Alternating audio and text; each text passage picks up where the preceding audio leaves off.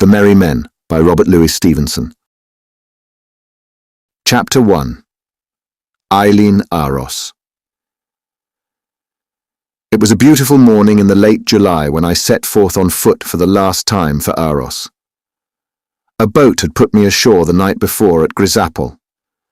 I had such breakfast as the little inn afforded, and leaving all my baggage till I had an occasion to come round for it by sea, struck right across the promontory with a cheerful heart.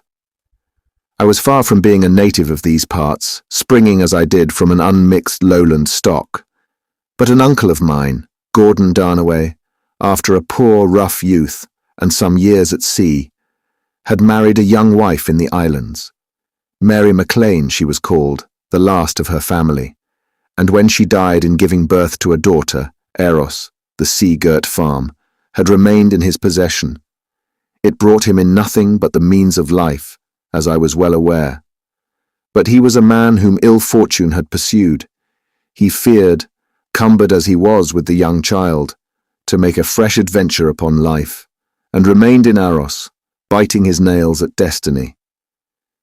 Years passed over his head in that isolation, and brought neither help nor contentment. Meantime our family was dying out in the lowlands. There is little luck for any of that race, and perhaps my father was the luckiest of all, for not only was he one of the last to die, but he left a son to his name and a little money to support it. I was a student of Edinburgh University, living well enough at my own charges but without kith or kin, when some news of me found its way to Uncle Gordon on the Ross of Grisapol, and he, as he was a man who held blood thicker than water, wrote to me the day he heard of my existence, and taught me to count Eros as my home. Thus it was that I came to spend my vacations in that part of the country, so far from all society and comfort, between the codfish and the moorcocks. And thus it was that now, when I had done with my classes, I was returning thither with so light a heart that July day. The Ross, as we call it, is a promontory, neither wide nor high, but as rough as God made it to this day, the deep sea on either hand of it, full of rugged isles and reefs most perilous to seamen, all overlooked from the eastward by some very high cliffs and the great peak of Ben Ciol. The mountain of the mist, they say the words signify in the Gaelic tongue, and it is well named, for that hilltop, which is more than 3,000 feet in height, catches all the clouds that come blowing from the seaward, and indeed, I used often to think that it must make them for itself, since when all heaven was clear to the sea level, there would ever be a streamer on Ben Ciol. It brought water too, and was mossy, to the top in consequence. I have seen us sitting in broad sunshine on the Ross, and the rain falling black like crape upon the mountain. But the wetness of it made it often appear more beautiful to my eyes. For when the sun struck upon the hillsides, there were many wet rocks and watercourses that shone like jewels, even as far as Aros, 15 miles away. The road that I followed was a cattle track. It twisted so as nearly to double the length of my journey. It went over rough boulders so that a man had to leap from one to another, and through soft bottoms where the moss came nearly to the knee. There was no cultivation anywhere, and not one house in the 10 miles from Grisapol to Aros. Houses, of course, there were, 3 at least, but they lay so far on the one side or the other that no stranger could have found them from the track. A large part of the Ross is covered with big granite rocks, some of them larger than a 2-roomed house, one beside another, with fern and deep heather in between them, where the vipers breed. Anyway, the wind was always sea air, as salt as on a ship. The gulls were as free as moorfowl over all the Ross, and whenever the way rose a little, your eye would kindle with the brightness of the sea. From the very midst of the land, on a day of wind and a high spring, I have heard the roost roaring like a battle where it runs by Eros, and the great and fearful voices of the breakers that we call the Merry Men. Aros itself, Aros J, I've heard the natives call it, and they say it means the house of God. Aros itself was not properly a piece of the Ross, nor was it quite an islet. It formed the southwest corner of the land, fitted close to it, and was in one place only separated from the coast by a little gut of the sea, not 40 feet across the narrowest. When the tide was full, this was clear and still, like a pool on a land river, only there was a difference in the weeds and fishes, and the water itself was green instead of brown. But when the tide went out, in the bottom of the ebb, there was a day or two in every month when you could pass dry-shod from Eros to the mainland. There was some good pasture where my uncle fed the sheep he lived on. Perhaps the feed was better because the ground rose higher on the islet than the main level of the Ross, but this I'm not skilled enough to settle. The house was a good one for that country, 2 stories high. It looked westward over a bay, with a pier hard by for a boat, and from the door you could watch the vapours blowing on Ben Kior. On all this part of the coast, and especially near Eros, these great granite rocks that I have spoken of go down together in troops into the sea, like cattle on a summer's day. There they stand for all the world like their neighbours ashore, only the salt water sobbing between them instead of the quiet earth, and clots of sea pink blooming on their sides instead of heather, and the great sea conger to wreath about the base of them instead of the poisonous viper of the land. On calm days you can go wandering between them in a boat for hours, echoes following you about the labyrinth. But when the sea is up, heaven help the man that hears that cauldron boiling. Off the southwest end of Eros, these blocks are very many, and much greater in size. Indeed, they must grow monstrously bigger out to sea, for there must be 10 sea miles of open water sown with them as thick as a country place with houses, some standing 30 feet above the tides, some covered, but all perilous to ships, so that on a clear, westerly blowing day, I have counted from the top of Eros, the great rollers breaking white and heavy over as many as 46 buried reefs. But it is nearer inshore that the danger is worst, for the tide, here running like a mill race, makes a long belt of broken water, a roost we call it, at the tail of the land. I've often been out there in a dead calm at the slack of the tide, and a strange place it is, with the sea swirling and combing up and boiling like the cauldrons of a lin, and now and again a little dancing mutter of sound as though the roost were talking to itself. But when the tide begins to run again, and above all in heavy weather, there is no man could take a boat within half a mile of it, nor a ship afloat that could either steer or live in such a place. You can hear the roaring of it 6 miles away. At the seaward end there comes the strongest of the bubble, and it's here that these big breakers dance together, the dance of death it may be called, that have got the name in these parts of the merry men. I have heard it said that they run 50 feet high, but that must be the green water only, for the spray runs twice as high as that. Whether they got the name from their movements, which are swift and antic, or from the shouting they make about the turn of the tide, so that all Aros shakes with it is more than I can tell. The truth is that in a southwesterly wind, that part of our archipelago is no better than a trap. If a ship got through the reefs and weathered the merry men, it would be to come ashore on the south coast of Aros in Sandag Bay, where so many dismal things befell our family, as I propose to tell. The thought of all these dangers, in the place I knew so long, makes me particularly welcome the works now going forward to set lights upon the headlands and buoys along the channels of our iron-bound, inhospitable islands. The country people had many a story about Eros, as I used to hear from my uncle's man, Rory, an old servant of the Macleans, who had transferred his services without afterthought on the occasion of the marriage. There was some tale of an unlucky creature, a sea kelpie, that dwelt and did business in some fearful manner of his own among the boiling breakers of the roost. A mermaid had once met a piper on Sandag Beach, and there sang to him a long, bright midsummer's night, so that in the morning he was found stricken crazy, and from thenceforward, till the day he died, said only one form of words. What they were in the original Gaelic I cannot tell, but they were thus translated. Ah, the sweet singing out of the sea. Seals that haunted on that coast have been known to speak to man in his own tongue, presaging great disasters. It was here that a certain saint first landed on his voyage out of Ireland to convert the Hebrideans, and indeed, I think he had some claim to be called saint, for, with the boats of that past age, to make so rough a passage and land on such a ticklish coast was surely not far short of the miraculous. It was to him, or to some of his monkish underlings who had a cell there, that the islet owes its holy and beautiful name, the House of God.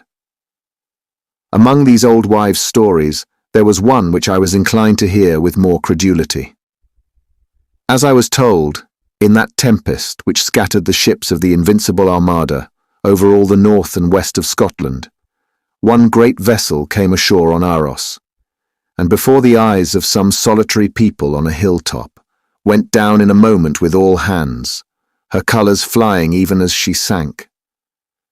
There was some likelihood in this tale, for another of that fleet lay sunk on the north side, 20 miles from Grisapol. It was told, I thought, with more detail and gravity than its companion stories, and there was one particularity which went far to convince me of its truth. The name, that is, of the ship, was still remembered and sounded in my ears, Spanishly. The Espirito Santo, they called it, a great ship of many decks of guns, laden with treasure and grandees of Spain, and fierce soldados that now lay fathom deep to all eternity, done with her wars and voyages in Sandag Bay, upon the west of Aros. No more salvos of ordnance for that tall ship, the Holy Spirit. No more fair winds or happy ventures, only to rot there deep in the sea tangle, and hear the shoutings of the merry men as the tide ran high about the island. It was a strange thought to me first and last, and only grew stranger, as I learned the more of Spain, from which she had set sail with so proud a company, and King Philip, the wealthy king, that sent her on that voyage. And now I must tell you, as I walked from Grisapol that day, the Espirito Santo was very much in my reflections. I had been favourably remarked by our then principal in Edinburgh College, that famous writer Dr. Robertson, and by him had been set to work on some papers of an ancient date to rearrange and sift of what was worthless. And in one of these, to my great wonder, I found a note of this very ship, the Espirito Santo, with her captain's name, and how she carried a great part of the Spaniards' treasure, and had been lost upon the Ross of Grisapol. But in what particular spot, the wild tribes of that place and period would give no information to the king's inquiries.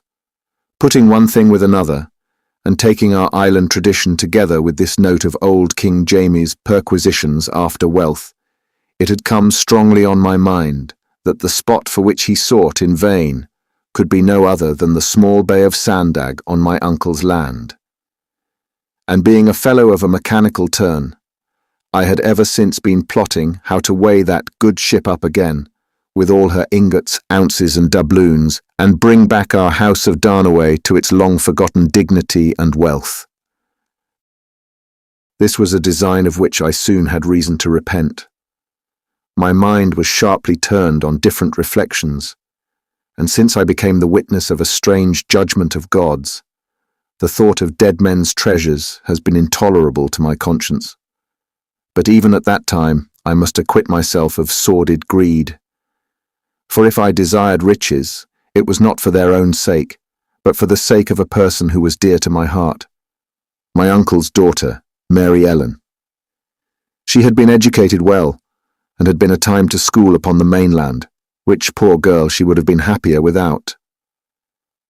For Aros was no place for her, with old Rory the servant, and her father, who was one of the unhappiest men in Scotland, plainly bred up in a country place among Cameronians, long a skipper sailing out of the Clyde about the islands, and now, with infinite discontent, managing his sheep and a little long-shore fishing for the necessary bread.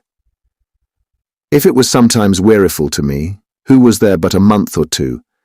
You may fancy what it was to her who dwelt in that same desert all the year round, with the sheep and flying seagulls, and the merry men singing and dancing in the roost. Chapter 2. What the wreck had brought to Eros. It was half flood when I got the length of Eros, and there was nothing for it but to stand on the far shore and whistle for Rory with the boat. I had no need to repeat the signal. At the first sound, Mary was at the door flying a handkerchief by way of answer, and the old long-legged serving man was shambling down the gravel to the pier. For all his hurry, it took him a long while to pull across the bay, and I observed him several times to pause, go into the stern, and look over curiously into the wake. As he came nearer, he seemed to me aged and haggard, and I thought he avoided my eye. The cobble had been repaired, with 2 new thwarts and several patches of some rare and beautiful foreign wood, the name of it unknown to me. "Why, Rory," said I, as we began the return voyage, "this is fine wood. How came you by that?" "It will be hard to chisel," Rory opined reluctantly. And just then, dropping the oars, he made another of those dives into the stern which I had remarked as he came across to fetch me, and leaning his hand on my shoulder, stared with an awful look into the waters of the bay. "What is wrong?" I asked, a good deal startled. "It will be a great fish," said the old man, returning to his oars, and nothing more could I get out of him, but strange glances, and an ominous nodding of the head. In spite of myself, I was infected with a measure of uneasiness. I turned also and studied the wake. The water was still and transparent, but out here in the middle of the bay, exceeding deep. For some time I could see naught, but at last it did seem to me as if something dark, a great fish, or perhaps only a shadow, followed studiously in the track of the moving coble. And then I remembered one of Rory's superstitions, how in a ferry in Morven, in some great exterminating feud among the clans, a fish, the like of it unknown in all our waters, followed for some years the passage of the ferry boat, until no man dared to make the crossing. "He will be waiting for the right man," said Rory. Mary met me on the beach and led me up the brae and into the house of Eros. Outside and inside there were many changes. The garden was fenced with the same wood that I had noted in the boat. There were chairs in the kitchen covered with strange brocade, curtains of brocade hung from the window. A clock stood silent on the dresser. A lamp of brass was swinging from the roof. The table was set for dinner with the finest of linen and silver, and all these new riches were displayed in the plain old kitchen that I knew so well, with the high-backed settle, and the stools, and the closet bed for Rory, with the wide chimney the sun shone into, and the clear smouldering peats, with the pipes on the mantel-shelf and the 3-cornered spittoons, filled with seashells instead of sand, on the floor, with the bare stone walls, and the bare wooden floor, and the 3 patchwork rugs that were of yore its sole adornment. Poor man's patchwork, the like of it unknown in cities, woven with homespun, and Sunday black, and sea-cloth, polished on the bench of rowing. The room, like the house, had been a sort of wonder in that countryside, it was so neat and habitable. And to see it now, shamed by these incongruous additions, filled me with indignation and a kind of anger. In view of the errand I had come upon to Eros, the feeling was baseless and unjust, but it burned high at the first moment in my heart. "Mary, girl," said I, "this is the place I had learned to call my home, and I do not know it."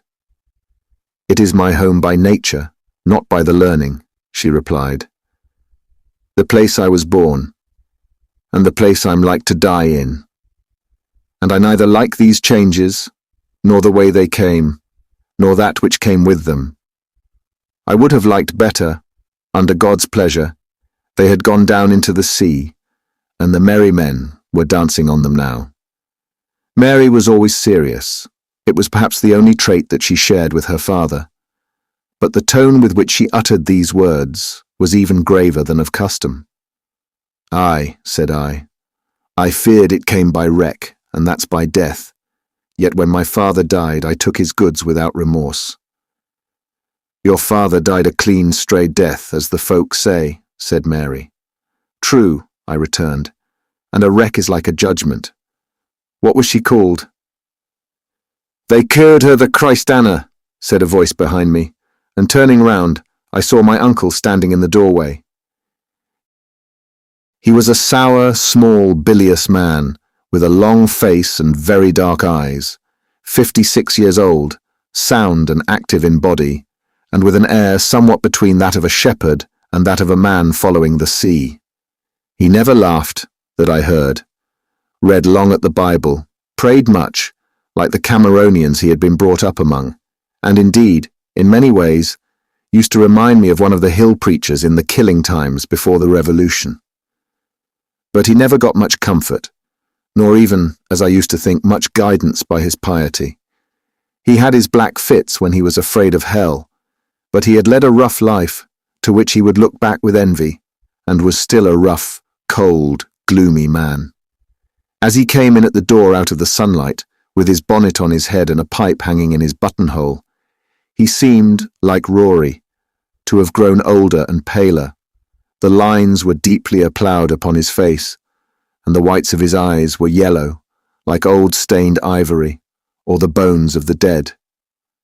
"Aye," he repeated, dwelling upon the first part of the word, "the Christana. It's an awful name." I made him my salutations, and complimented him upon his look of health, for I feared he had perhaps been ill. "I'm in the body," he replied, ungraciously enough. "I in the body, and the sins of the body, like yourself." "Denna," he said abruptly to Mary, and then ran on to me. "They're grand bros, they're that we are gotten, are they no? Yon's a bonny knock, but it'll no gang, and the napery's by ordner.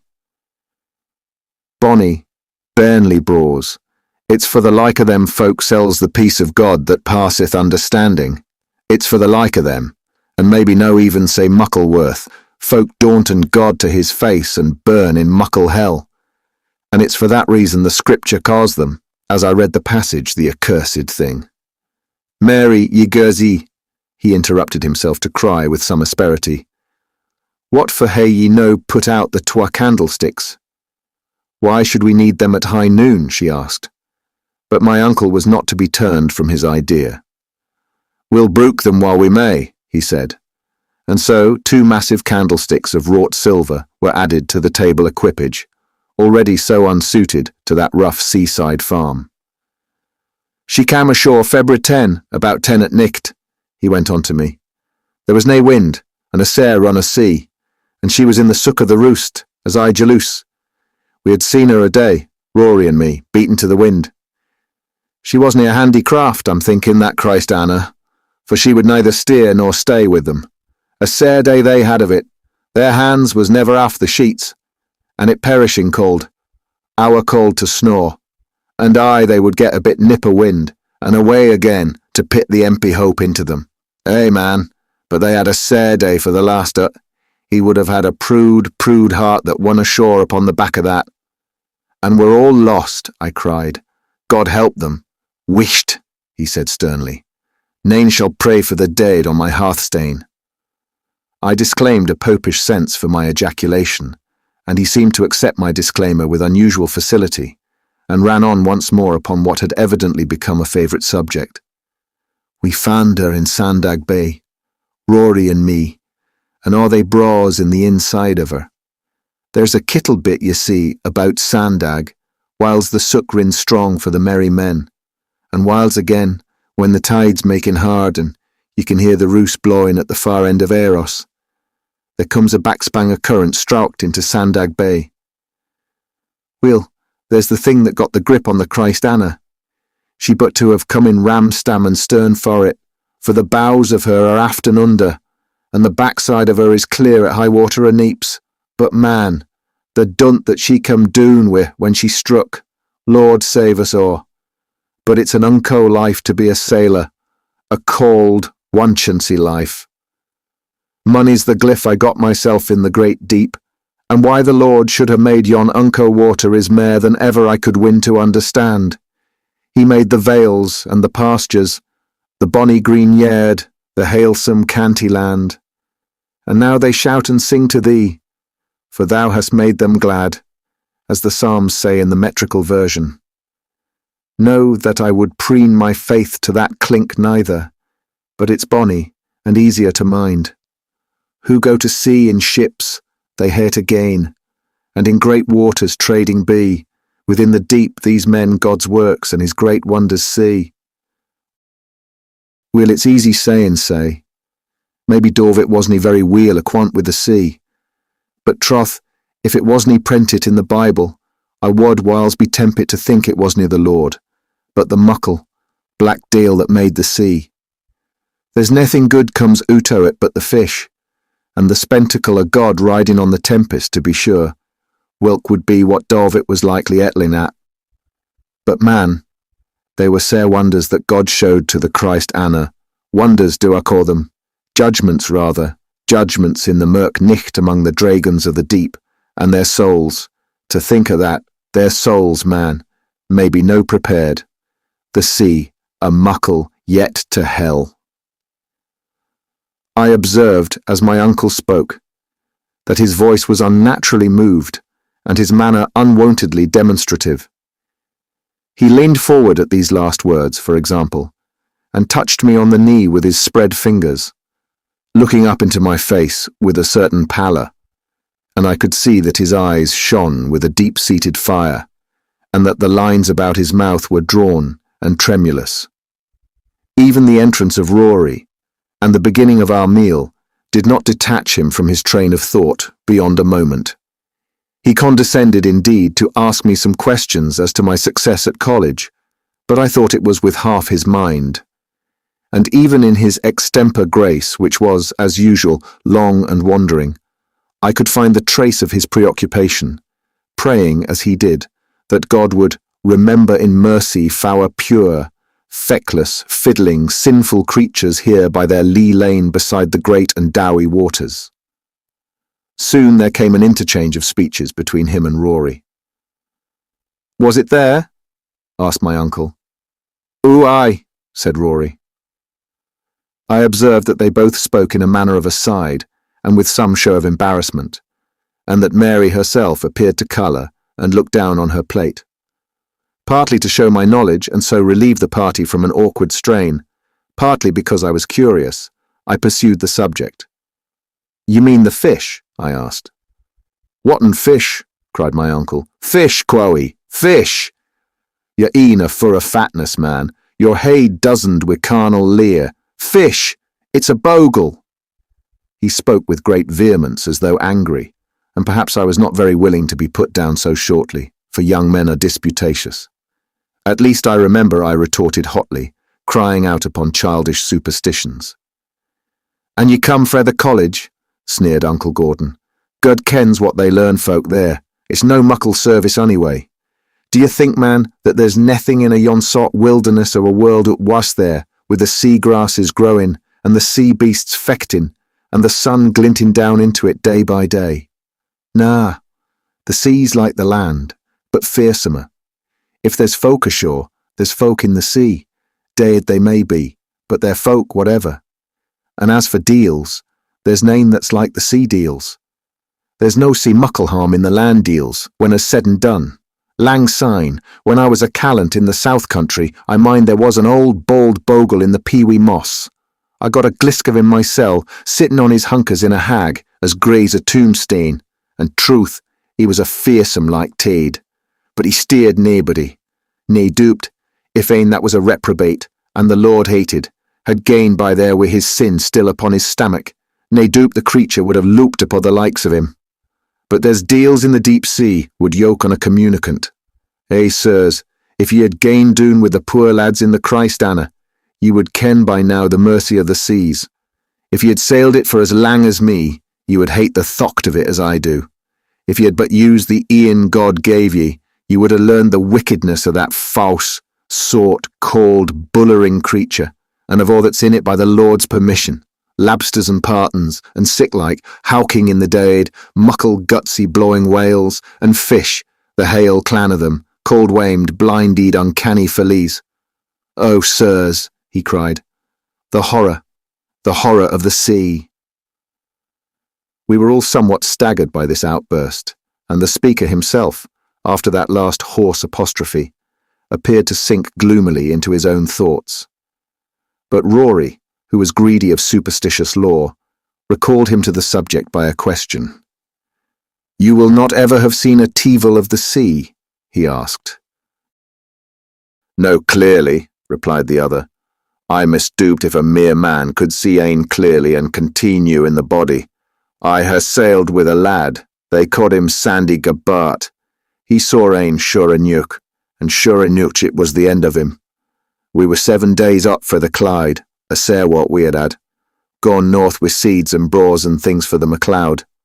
We had got in ower near under the Cuchulans, and had just gained about by Soa, and were off on a lang tack. We thought would maybe hold as far as Copnahow.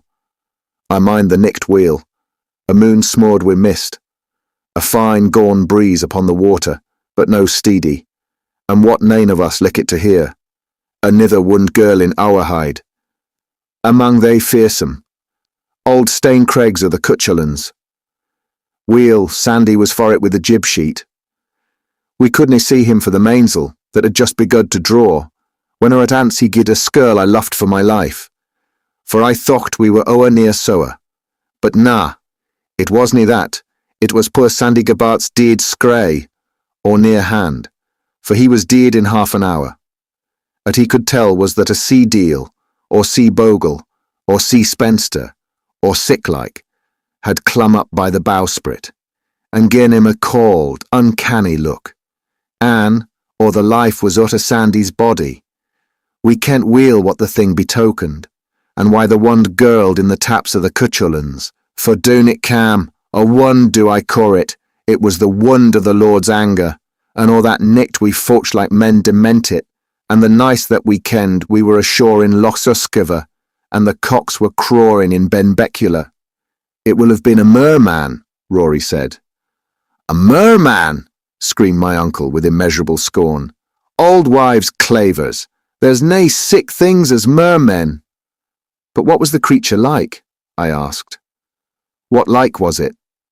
Good forbid that we should ken what like it was. It had a kind of a heed upon it, man could say nae mair. Then Rory, smarting under the affront, told several tales of mermen, mermaids and seahorses that had come ashore upon the islands, and attacked the crews of boats upon the sea, and my uncle, in spite of his incredulity, listened with uneasy interest. Aweel, he said. It may be say, I may be wrang, but I find nae word of merman in the scriptures. And you will find nae word of Eros roost, maybe, objected Rory, and his argument appeared to carry weight. When dinner was over, my uncle carried me forth with him to a bank behind the house. It was a very hot and quiet afternoon, scarce a ripple anywhere upon the sea, nor any voice but the familiar voice of sheep and gulls, and perhaps in consequence of this repose in nature, my kinsman showed himself more rational and tranquil than before. He spoke evenly and almost cheerfully of my career, with every now and then a reference to the lost ship or the treasures it had brought to Aros. For my part, I listened to him in a sort of trance, gazing with all my heart on that remembered scene, and drinking gladly the sea air and the smoke of peats that had been lit by Mary. Perhaps an hour had passed when my uncle, who had all the while been covertly gazing on the surface of the little bay, rose to his feet and bade me follow his example. Now I should say that the great run of tide at the southwest end of Eros exercises a perturbing influence round all the coast. In Sandag Bay, to the south, a strong current runs at certain periods of the flood and ebb respectively. But in this northern bay, Aros Bay as it is called, where the house stands and on which my uncle was now gazing, the only sign of disturbance is towards the end of the ebb, and even then it is too slight to be remarkable. When there is any swell, nothing can be seen at all, But when it is calm, as it often is, there appear certain strange, undecipherable marks, sea runes, as we may name them, on the glassy surface of the bay. The like is common in 1,000 places on the coast, and many a boy must have amused himself as I did, seeking to read in them some reference to himself or those he loved. It was to these marks that my uncle now directed my attention, struggling as he did so with an evident reluctance. "Do ye see yon skart upon the water?" he inquired. "Yon ane was the grey stain. Aye? Weel, it'll no be like a letter, wull it?" "Certainly it is," I replied. "I have often remarked it. It is like a sea." He heaved a sigh as if heavily disappointed with my answer, and then added below his breath, "Aye, for the Christ Anna." "I used to suppose, sir, it was for myself," said I. "For my name is Charles." "And so ye sought afore." He ran on, not heeding my remark. "Weel, weel, but that's unco strange. Maybe it's been there waitin', as a man would say, through the weary ages. Man, but that's awfu'." And then, breaking off, "You'll no see anither, will ye?" he asked. "Yes," said I. "I see another very plainly near the Ross side, where the road comes down, an M."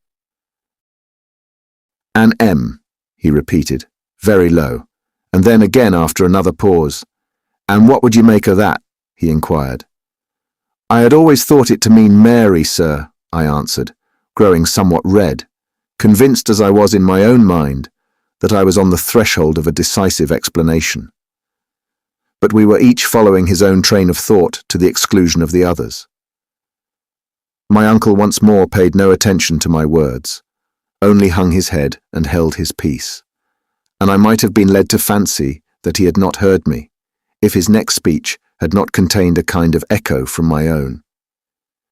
"I would say Nathan o' they clavers to Mary," he observed, and began to walk forward. There is a belt of turf along the side of Aros Bay where walking is easy, and it was along this that I silently followed my silent kinsman. I was perhaps a little disappointed at having lost so good an opportunity to declare my love, but I was at the same time far more deeply exercised at the change that had befallen my uncle. He was never an ordinary, never, in the strict sense, an amiable man, but there was nothing in even the worst that I had known of him before to prepare me for so strange a transformation. It was impossible to close the eyes against one fact, that he had, as the saying goes, something on his mind, and as I mentally ran over the different words which might be represented by the letter M, misery, mercy, marriage, money, and the like, I was arrested with a sort of start by the word murder. I was still considering the ugly sound and fatal meaning of the word, when the direction of our walk brought us to a point from which a view was to be had to either side, back towards Aros Bay and Homestead, and forward on the ocean, dotted to the north with isles, and lying to the southward blue and open to the sky. There my guide came to a halt and stood staring for a while on that expanse. Then he turned to me and laid a hand on my arm. "Ye think there's naething there?" he said, pointing with his pipe, and then cried out aloud with a kind of exultation. "I'll tell ye, man, the dead are down there, thick like rattans." He turned at once, and without another word, we retraced our steps to the house of Eros. I was eager to be alone with Mary, yet it was not till after supper, and then but for a short while, that I could have a word with her. I lost no time beating about the bush, but spoke out plainly what was on my mind. "Mary," I said, "I have not come to Aros without a hope. If that should prove well-founded, we may all leave and go somewhere else, secure of daily bread and comfort. Secure, perhaps, of something far beyond that, which it would seem extravagant in me to promise. But there's a hope that lies nearer to my heart than money." And at that, I paused. "You can guess fine what that is, Mary," I said. She looked away from me in silence, and that was small encouragement, but I was not to be put off. "All my days I have thought the world of you," I continued. The time goes on, and I think always the more of you. I could not think to be happy or hearty in my life without you. You are the apple of my eye. Still she looked away, and said never a word, but I thought I saw that her hands shook. Mary, I cried in fear, do ye no like me? Oh, Charlie man, she said, is this a time to speak of it? Let me be a while, let me be the way I am. It'll not be you that loses by the waiting. I made out by her voice that she was nearly weeping, and this put me out of any thought but to compose her. Mary Ellen, I said, say no more. I did not come to trouble you. Your way shall be mine, and your time too. And you have told me all I wanted. Only just this one thing more. What ails you? She owned it was her father, but would enter into no particulars, only shook her head, and said he was not well, and not like himself, and it was a great pity. She knew nothing of the wreck. I have nae been near it, said she. What for would I go near it, Charlie lad? The poor souls are gone to their account long syne, and I would just have wished they had ta'en their gear with them, poor souls. This was scarcely any great encouragement for me to tell her of the Espirito Santo, yet I did so, and at the very first word she cried out in surprise. There was a man at Grisapol, she said, in the month of May, a little yellow black-avised body, they tell me, with gold rings upon his fingers and a beard, and he was sparing high and low for that same ship. It was towards the end of April that I had been given these papers to sort out by Dr. Robertson, and it came suddenly back upon my mind that they were thus prepared for a Spanish historian, or a man calling himself such, who had come with high recommendations to the principal, on a mission of inquiry as to the dispersion of the Great Armada. Putting one thing with another, I fancied that the visitor, with the gold rings upon his fingers, might be the same with Dr. Robertson's historian from Madrid. If that were so, he would be more likely after treasure for himself than information for a learned society. I made up my mind I should lose no time over my undertaking, and if the ship lay sunk in Sandag Bay, as perhaps both he and I supposed, it should not be for the advantage of this ringed adventurer, but for Mary and myself, and for the good, old, honest, kindly family of the Darnaways.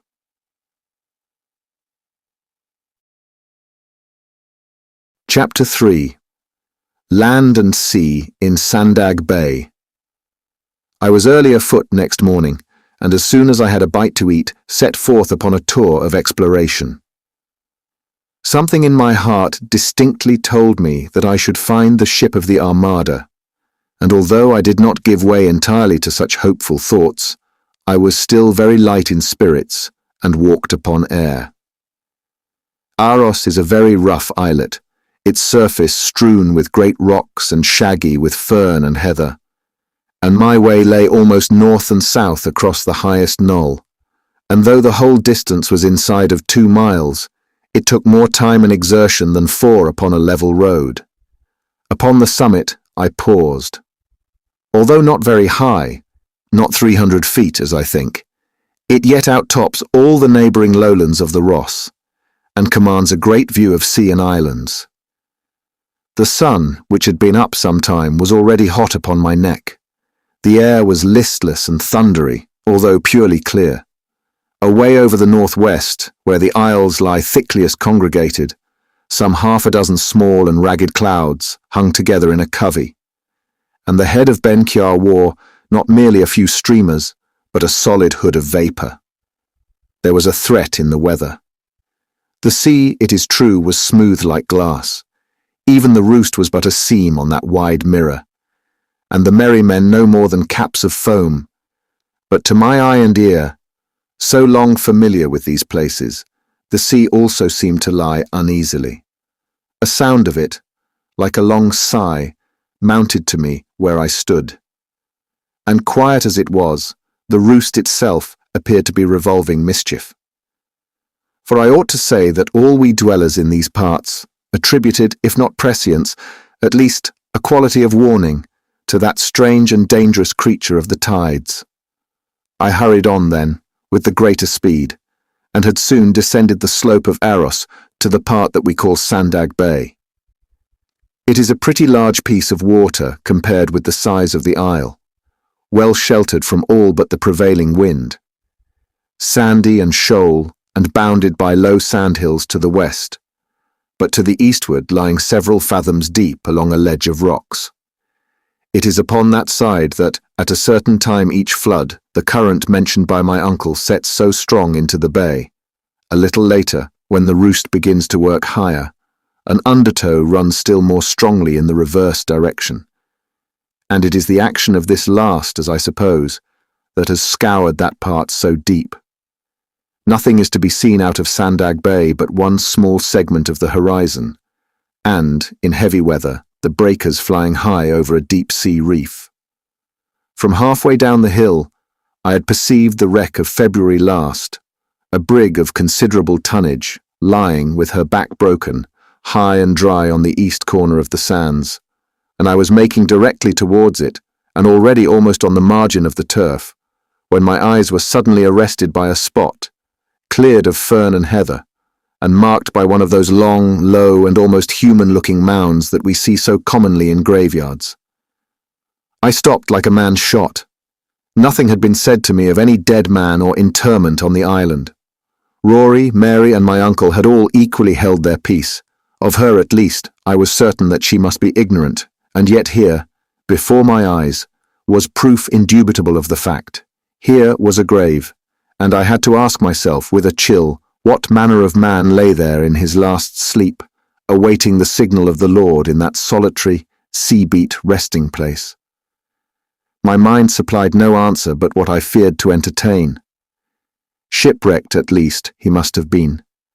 Perhaps, like the old Armada mariners from some far and rich land oversea.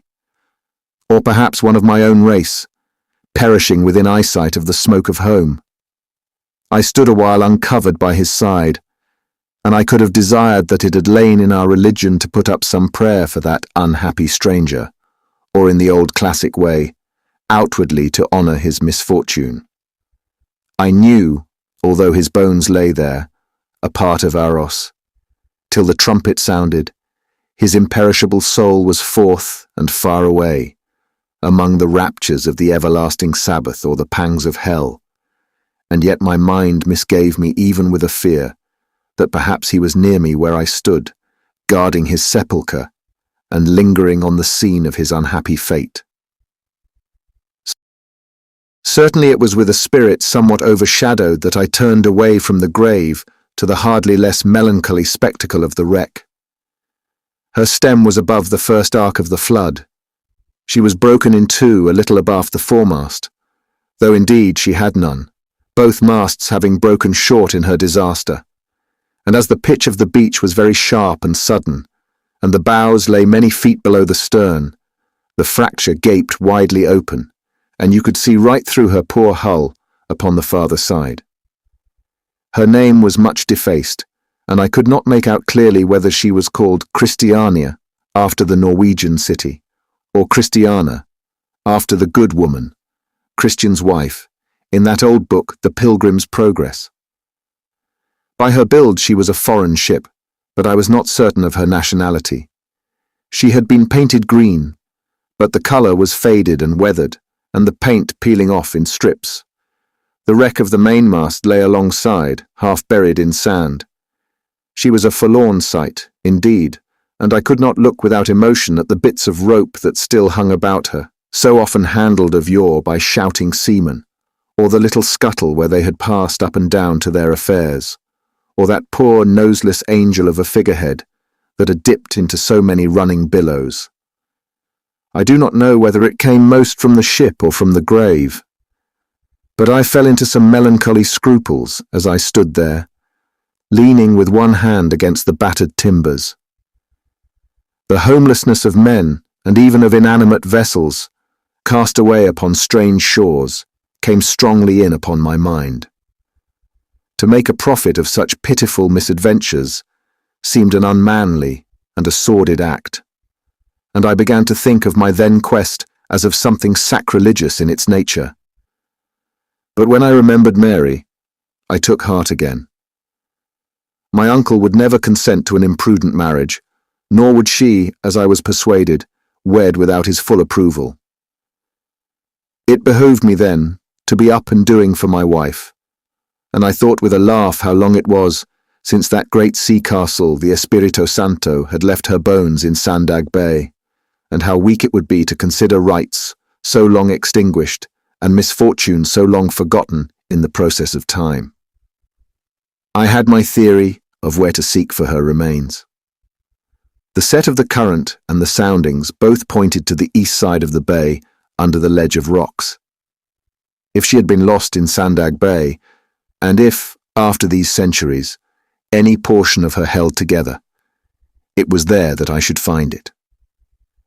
The water deepens, as I have said, with great rapidity, and even close alongside the rocks several fathoms may be found. As I walked upon the edge, I could see far and wide over the sandy bottom of the bay. The sun shone clear and green and steady in the deeps. The bay seemed rather like a great transparent crystal, as one sees them in a lapidary's shop. There was naught to show that it was water but an internal trembling, a hovering within of sun glints and netted shadows, and now and then a faint lap and a dying bubble round the edge.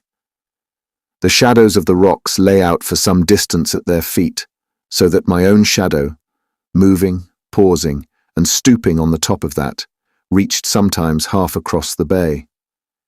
It was above all in this belt of shadows that I hunted for the Espirito Santo, since it was there the undertow ran strongest, whether in or out. Cool as the whole water seemed this broiling day, it looked in that part yet cooler, and had a mysterious invitation for the eyes. Peer as I pleased, however, I could see nothing but a few fishes or a bush of sea tangle, and here and there a lump of rock that had fallen from above, and now lay separate on the sandy floor. Twice did I pass from one end to the other of the rocks, and in the whole distance I could see nothing of the wreck, nor any place but one where it was possible for it to be. This was a large terrace in 5 fathoms of water, raised off the surface of the sand to a considerable height, and looking from above like a mere outgrowth of the rocks on which I walked. It was one mass of great sea tangles like a grove, which prevented me judging of its nature, but in shape and size it bore some likeness to a vessel's hull. At least it was my best chance. If the Espirito Santo lay not there under the tangles, it lay nowhere at all in Sandag Bay, and I prepared to put the question to the proof, once and for all, and either go back to Aros a rich man, or cured forever of my dreams of wealth. I stripped to the skin, and stood on the extreme margin with my hands clasped, irresolute. The bay at that time was utterly quiet. There was no sound but from a school of porpoises somewhere out of sight behind the point, yet a certain fear withheld me on the threshold of my venture. Sad sea feelings, scraps of my uncle's superstitions, thoughts of the dead, of the grave, of the old broken ships drifted through my mind. But the strong sun upon my shoulders warmed me to the heart, and I stooped forward and plunged into the sea. It was all that I could do to catch a trail of the sea tangle that grew so thickly on the terrace. But once so far anchored, I secured myself by grasping a whole armful of these thick and slimy stalks, and planting my feet against the edge, I looked around me. On all sides, the clear sand stretched forth unbroken. It came to the foot of the rocks, scoured into the likeness of an alley in a garden, by the action of the tides.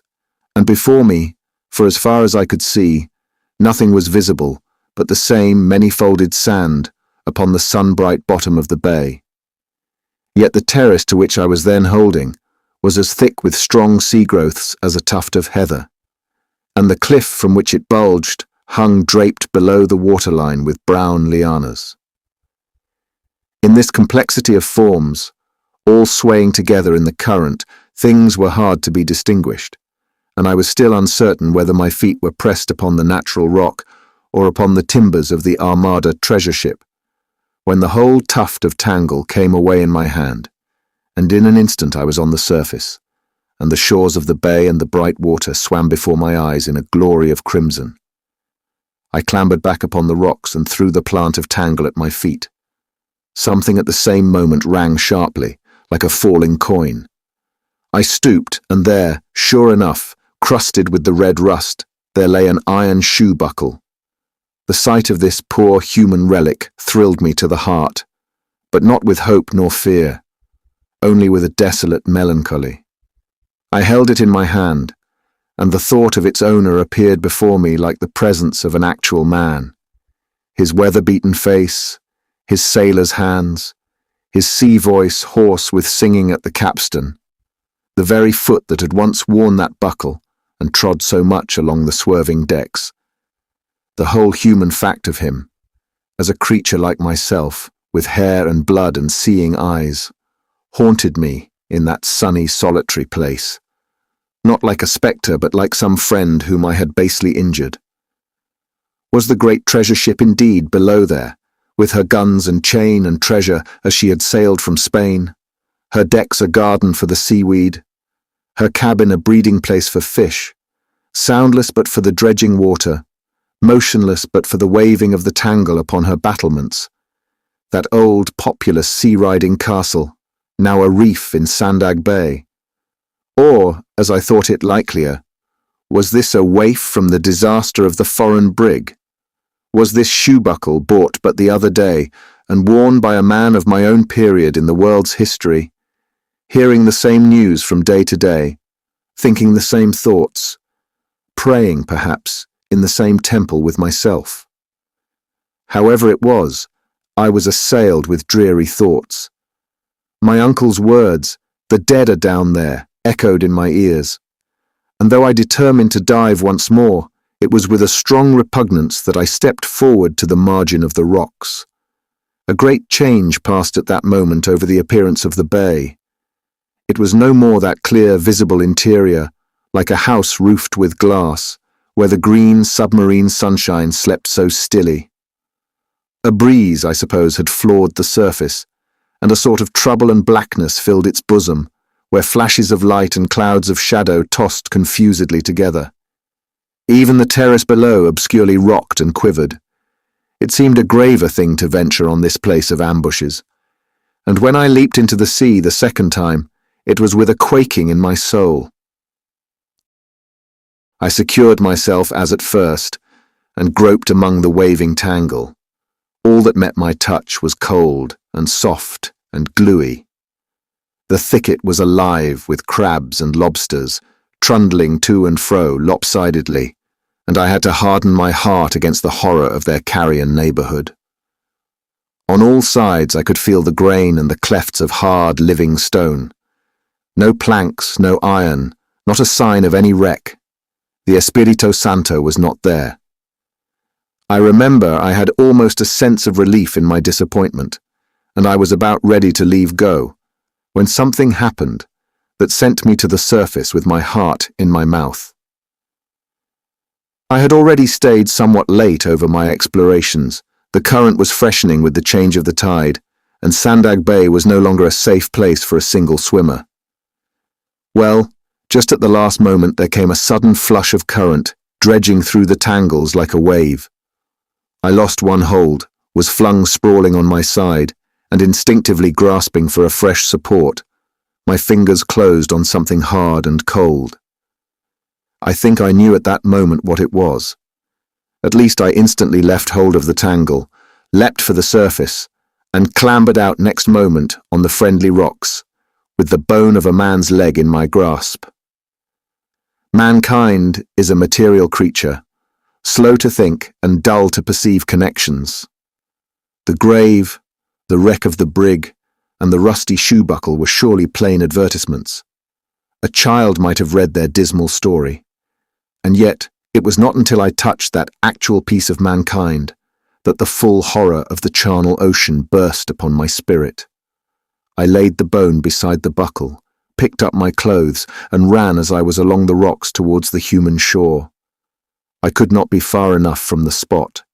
No fortune was vast enough to tempt me back again. The bones of the drowned dead should henceforth roll undisturbed by me, whether on tangle or minted gold. But as soon as I trod the good earth again, and had covered my nakedness against the sun, I knelt down over against the ruins of the brig, and out of the fullness of my heart prayed long and passionately for all poor souls upon the sea. A generous prayer is never presented in vain. The petition may be refused, but the petitioner is always, I believe, rewarded by some gracious visitation. The horror, at least, was lifted from my mind. I could look with calm of spirit on that great bright creature, God's ocean, and as I set off homeward up the rough sides of Aros, nothing remained of my concern beyond a deep determination to meddle no more with the spoils of wrecked vessels or the treasures of the dead. I was already some way up the hill before I paused to breathe and look behind me. The sight that met my eyes was doubly strange. For first, the storm that I had foreseen was now advancing with almost tropical rapidity. The whole surface of the sea had been dulled from its conspicuous brightness to an ugly hue of corrugated lead. Already in the distance, the white waves, the skipper's daughters, had begun to flee before a breeze that was still insensible on Aros. And already along the curve of Sandag Bay there was a splashing run of sea that I could hear from where I stood. The change upon the sky was even more remarkable. There had begun to arise out of the southwest a huge and solid continent of scowling cloud. Here and there, through rents in its contexture, the sun still poured a sheaf of spreading rays, and here and there, from all its edges, vast inky streamers lay forth along the yet unclouded sky. The menace was express and imminent. Even as I gazed, the sun was blotted out. At any moment the tempest might fall upon Aros in its might. The suddenness of this change of weather so fixed my eyes on heaven that it was some seconds before they alighted on the bay, mapped out below my feet, and robbed a moment later of the sun. The knoll which I had just surmounted overflanked a little amphitheatre of lower hillocks sloping towards the sea, and beyond that the yellow arc of beach and the whole extent of Sandag Bay. It was a scene on which I had often looked down, but where I had never before beheld a human figure. I had but just turned my back upon it and left it empty, and my wonder may be fancied when I saw a boat and several men in that deserted spot. The boat was lying by the rocks. A pair of fellows, bareheaded, with their sleeves rolled up, and one with a boat hook, kept her with difficulty to her moorings, for the current was growing brisker every moment. A little way off upon the ledge, two men in black clothes, whom I judged to be superior in rank, laid their heads together over some task which at first I did not understand, but a second after I had made it out, they were taking bearings with the compass, and just then I saw one of them unroll a sheet of paper and lay his finger down, as though identifying features in a map. Meanwhile a third was walking to and fro, poking among the rocks and peering over the edge into the water. While I was still watching them with the stupefaction of surprise, my mind hardly yet able to work on what my eyes reported, this third person suddenly stooped and summoned his companions with a cry so loud that it reached my ears upon the hill. The others ran to him, even dropping the compass in their hurry, and I could see the bone and the shoe buckle going from hand to hand, causing the most unusual gesticulations of surprise and interest. Just then, I could hear the seamen crying from the boat, and saw them point westward to that cloud continent, which was ever the more rapidly unfurling its blackness over heaven. The others seemed to consult, but the danger was too pressing to be braved, and they bundled into the boat carrying my relics with them, and set forth out of the bay with all speed of oars. I made no more ado about the matter, but turned and ran for the house. Whoever these men were, it was fit my uncle should be instantly informed. It was not then altogether too late in the day for a descent of the Jacobites, and maybe Prince Charlie, whom I knew my uncle to detest, was one of the three superiors whom I had seen upon the rock. Yet as I ran, leaping from rock to rock, and turned the matter loosely in my mind, This theory grew ever the longer, the less welcome to my reason. The compass, the map, the interest awakened by the buckle, and the conduct of that one among the strangers who had looked so often below him in the water, all seemed to point to a different explanation of their presence on that outlying, obscure islet of the Western Sea. The Madrid historian, the search instituted by Dr. Robertson, the bearded stranger with the rings, my own fruitless search that very morning in the deep water of Sandag Bay, ran together, piece by piece, in my memory, and I made sure that these strangers must be Spaniards in quest of ancient treasure and the lost ship of the Armada. But the people living in outlying islands such as Eros are answerable for their own security. There is none nearby to protect or even to help them, and the presence in such a spot of a crew of foreign adventurers, poor, greedy, and most likely lawless, filled me with apprehensions for my uncle's money, and even for the safety of his daughter. I was still wondering how we were to get rid of them when I came, all breathless, to the top of Eros. The whole world was shadowed over. Only in the extreme east, on a hill of the mainland, one last gleam of sunshine lingered like a jewel. Rain had begun to fall, not heavily, but in great drops. The sea was rising with each moment, and already a band of white encircled Eros and the nearer coasts of Grisapol. The boat was still pulling seaward, but I now became aware of what had been hidden from me lower down. A large, heavily sparred, handsome schooner, lying to at the south end of Eros.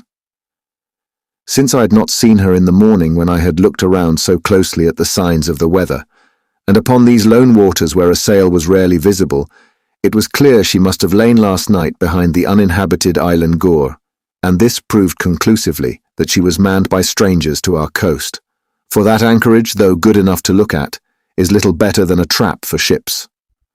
With such ignorant sailors upon so wild a coast, the coming gale was not unlikely to bring death upon its wings. Chapter 4. The Gale. Found my uncle at the gable end, watching the signs of the weather, with a pipe in his fingers. "Uncle," said I, "there were men ashore at Sandag Bay." I had no time to go further. Indeed, I not only forgot my words, but even my weariness, so strange was the effect on Uncle Gordon. He dropped his pipe and fell back against the end of the house with his jaw fallen, his eyes staring, and his long face as white as paper. We must have looked at one another silently for a quarter of a minute before he made answer in this extraordinary fashion. Had he a hair cap on? I knew as well as if I had been there that the man who now lay buried at Sandag had worn a hairy cap, and that he had come ashore alive. For the first and only time I lost toleration for the man who was my benefactor, and the father of the woman I hoped to call my wife. These were living men, said I. Perhaps Jacobites, perhaps the French, perhaps pirates, perhaps adventurers come here to seek the Spanish treasure ship. But whatever they may be, dangerous at least to your daughter and my cousin. As for your own guilty terrors, man, the dead sleeps well where you have laid him. I stood this morning by his grave. He will not wake before the trump of doom. My kinsman looked upon me, blinking while I spoke. Then he fixed his eyes for a little on the ground and pulled his fingers foolishly. But it was plain that he was past the power of speech. "Come," said I, "you must think for others. You must come up the hill with me and see this ship." He obeyed without a word or a look, following slowly after my impatient strides. The spring seemed to have gone out of his body, and he scrambled heavily up and down the rocks instead of leaping, as he was wont, from one to another. Nor could I, for all my cries, induce him to make better haste. Only once he replied to me complainingly, and like one in bodily pain, "Aye, aye, man, I'm coming." Long before we had reached the top, I had no other thought for him but pity. If the crime had been monstrous, the punishment was in proportion. At last we emerged above the skyline of the hill and could see around us. All was black and stormy to the eye. The last gleam of sun had vanished. A wind had sprung up, not yet high, but gusty and unsteady to the point. The rain, on the other hand, had ceased. Short as was the interval, the sea already ran vastly higher than when I had stood there last. Already it had begun to break over some of the outward reefs, and already it moaned aloud in the sea caves of Eros. I looked at first in vain for the schooner. "There she is," I said at last. But her new position, and the course she was now lying, puzzled me. "They cannot mean to beat to sea," I cried. "That's what they mean," said my uncle, with something like joy, and just then the schooner went about and stood upon another tack, which put the question beyond the reach of doubt. These strangers, seeing a gale on hand, had thought first of sea-room. With the wind that threatened, in these reef-sown waters and contending against so violent a stream of tide, their course was certain death. "Good God," said I, "they are all lost." "Aye," returned my uncle, are lost. They hadna a chance but to rin for Kyle Donner. The gate there gone the new, they couldna win through, and the Muckledale were there to pilot them. Eh, man," he continued, touching me on the sleeve, "it's a braw nicht for a shipwreck.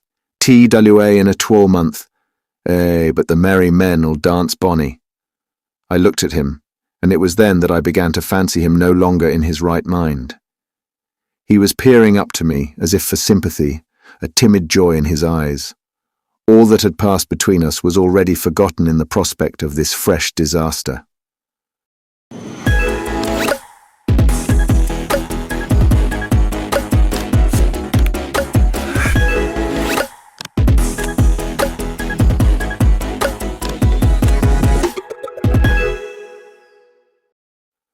If it were not too late, I cried with indignation, I would take the kobold and go out to warn them.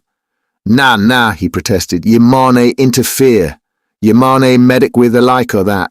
It's his doffing his bonnet, his wool. And man, but it's a braw nicht for it."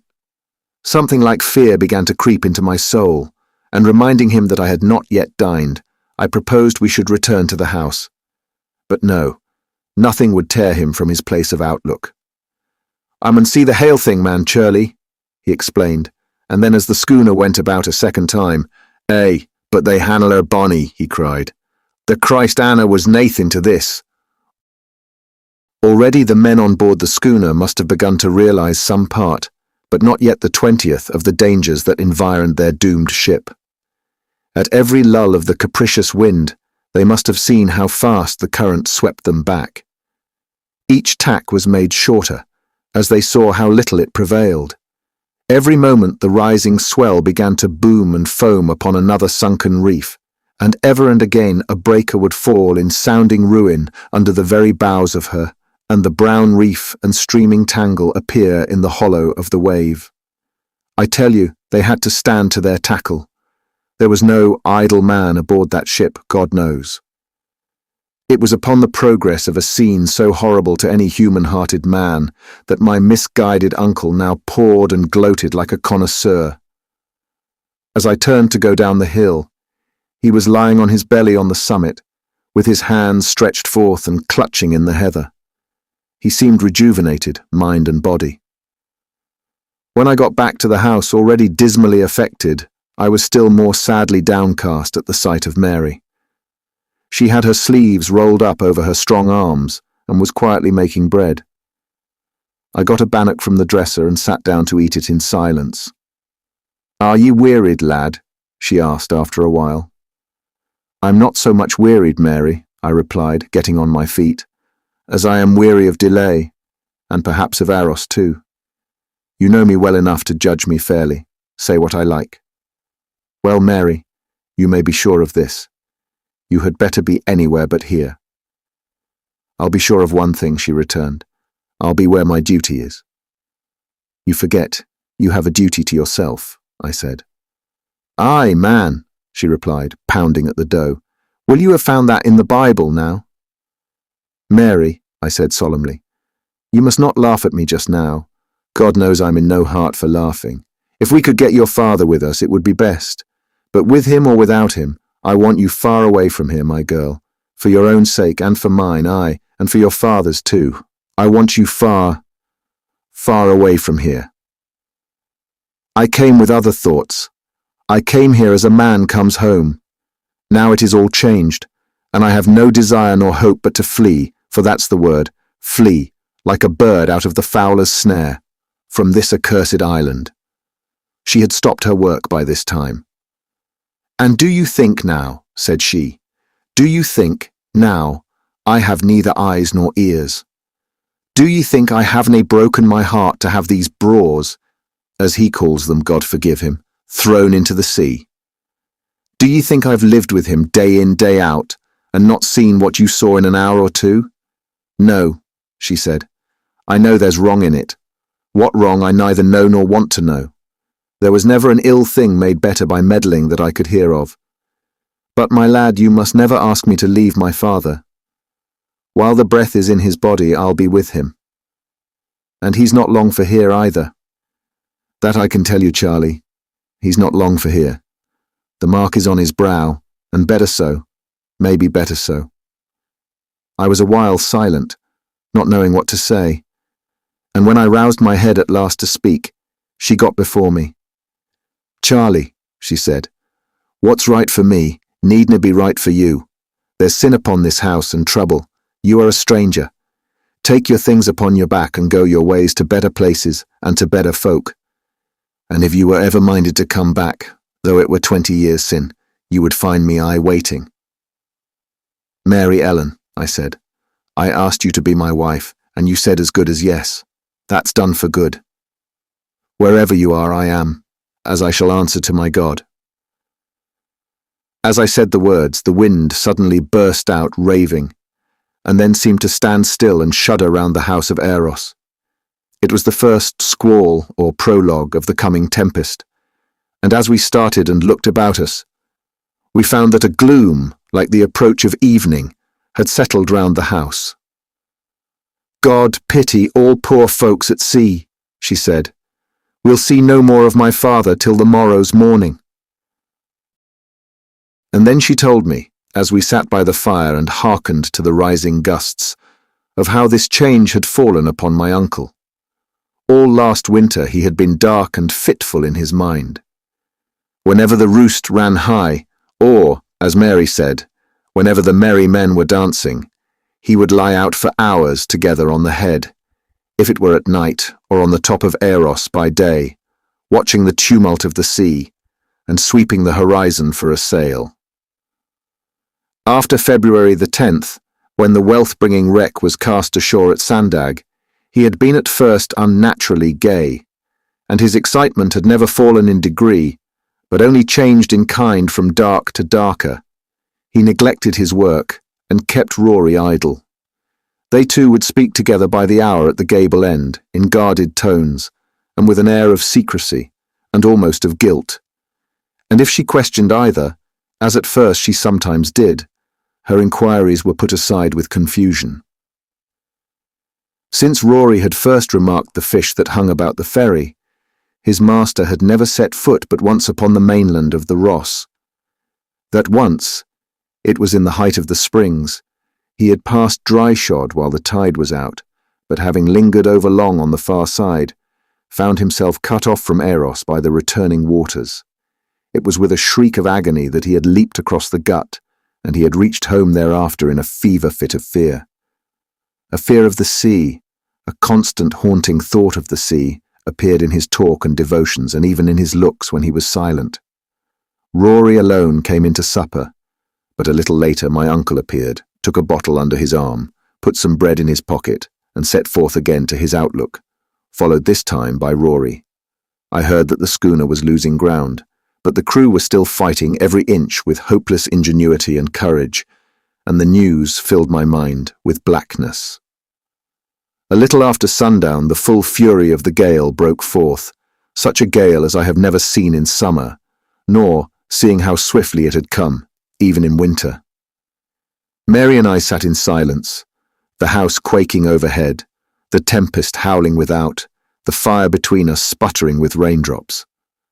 Our thoughts were far away with the poor fellows on the schooner, or my not less unhappy uncle, houseless on the promontory. And yet ever and again we were startled back to ourselves, when the wind would rise and strike the gable like a solid body, or suddenly fall and draw away, so that the fire leaped into flame and our hearts bounded in our sides. Now the storm in its might would seize and shake the four corners of the roof, roaring like Leviathan in anger. Anon, in a lull, cold eddies of tempest moved shudderingly in the room, lifting the hair upon our heads and passing between us as we sat.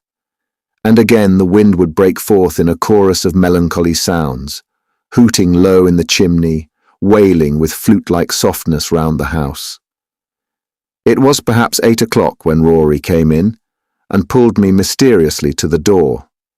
My uncle, it appeared, had frightened even his constant comrade, and Rory, uneasy at his extravagance, prayed me to come out and share the watch.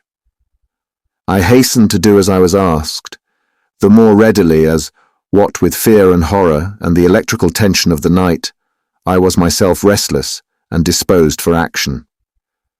I told Mary to be under no alarm, for I should be a safeguard on her father, and wrapping myself warmly in a plaid, I followed Rory into the open air. The night, though we were so little past midsummer, was as dark as January. Intervals of a groping twilight alternated with spells of utter blackness, and it was impossible to trace the reason of these changes in the flying horror of the sky. The wind blew the breath out of a man's nostrils.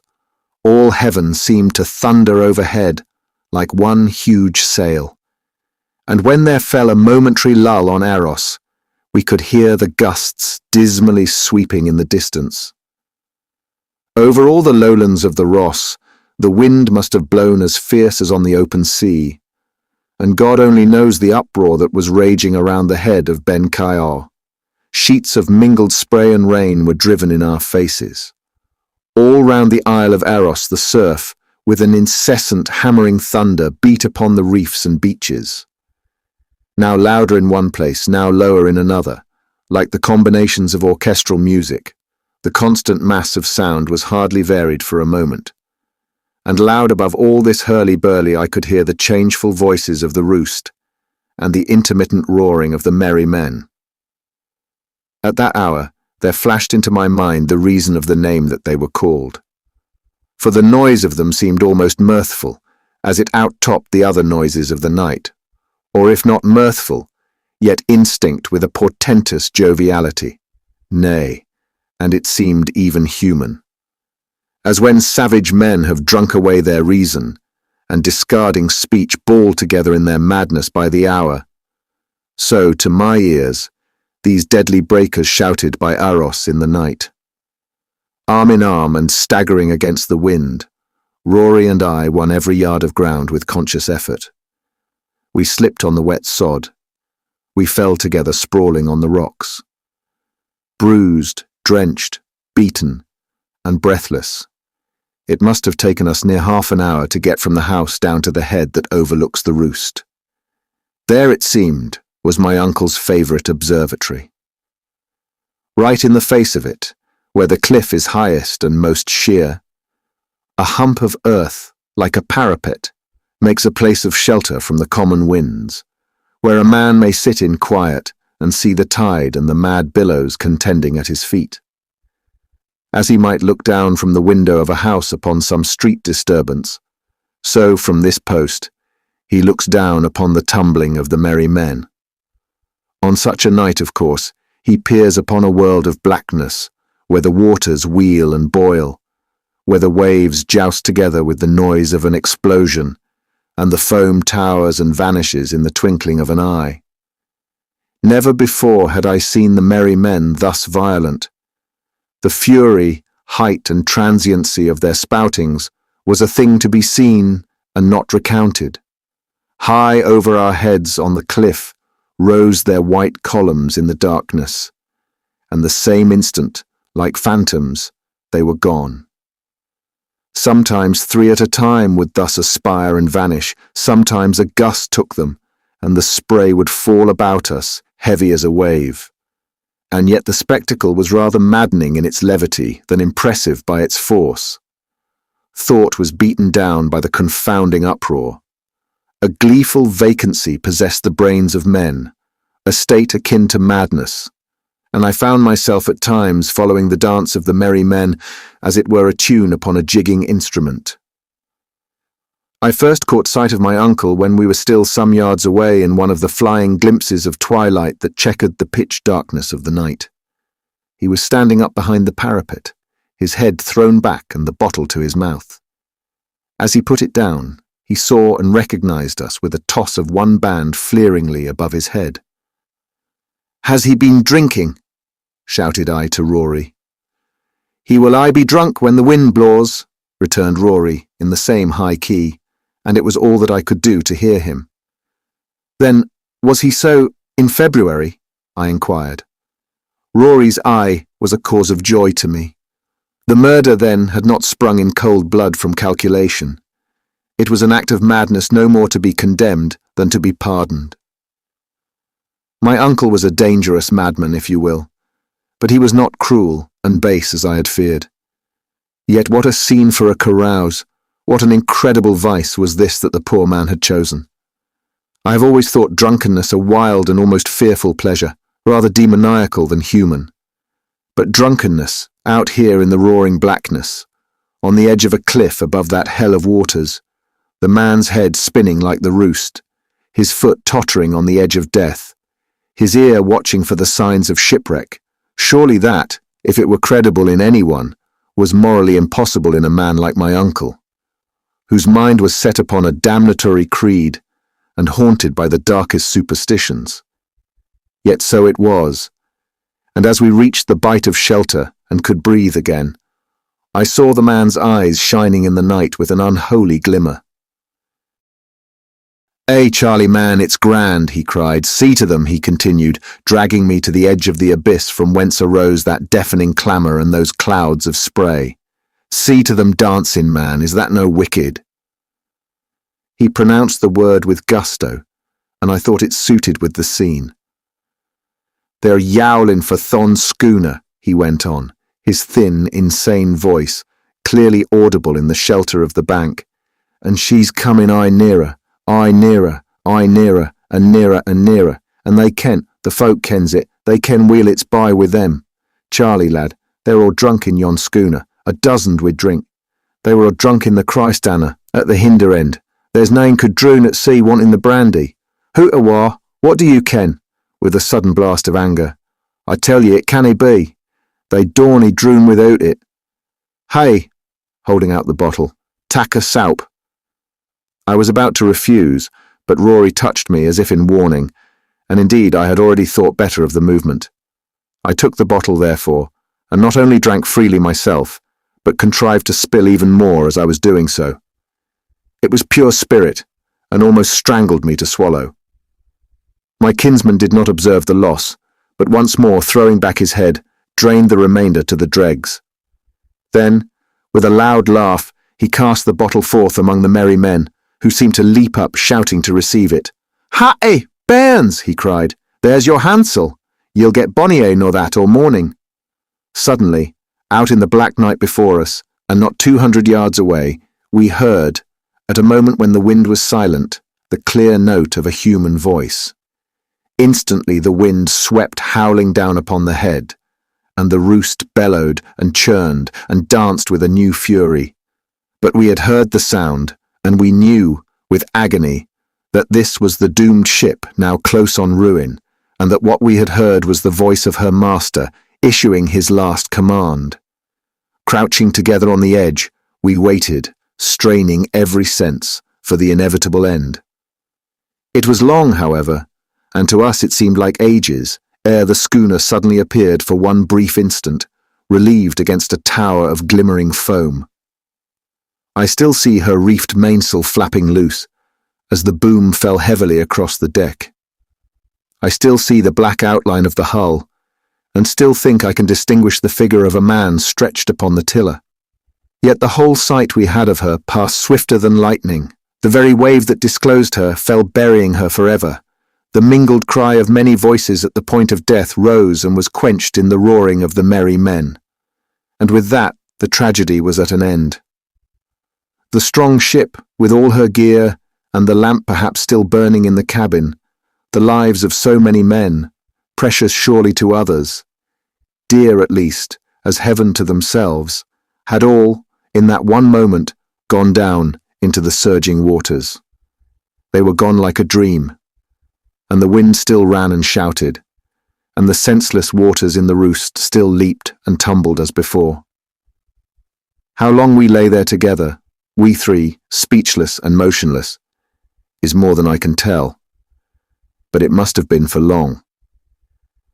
At length, one by one, and almost mechanically, we crawled back into the shelter of the bank.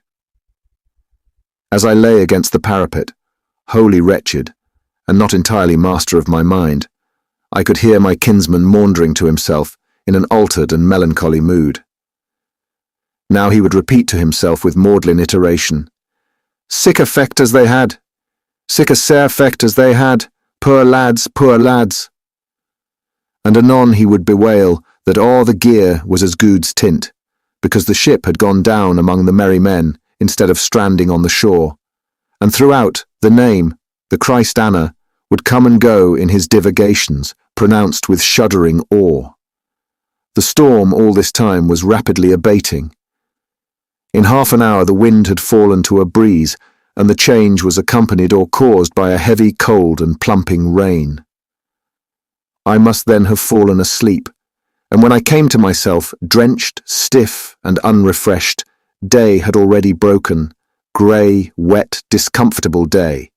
The wind blew in faint and shifting capfuls, the tide was out, the roost was at its lowest, and only the strong beating surf round all the coasts of Aros remained to witness of the furies of the night.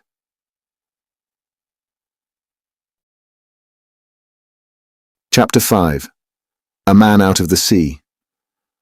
Rory set out for the house in search of warmth and breakfast, but my uncle was bent upon examining the shores of Aros, and I felt it a part of duty to accompany him throughout.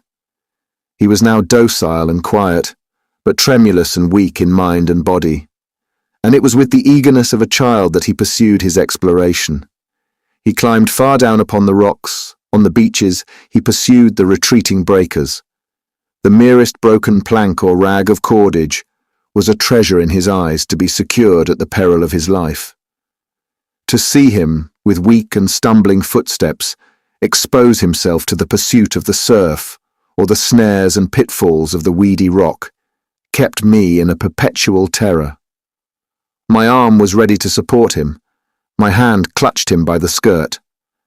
I helped him to draw his pitiful discoveries beyond the reach of the returning wave. A nurse accompanying a child of 7 would have had no different experience. Yet weakened as he was by the reaction from his madness of the night before, the passions that smouldered in his nature were those of a strong man. His terror of the sea, although conquered for the moment, was still undiminished. Had the sea been a lake of living flames, he could not have shrunk more panically from its touch, and once, when his foot slipped, and he plunged to the mid-leg into a pool of water, the shriek that came up out of his soul was like the cry of death.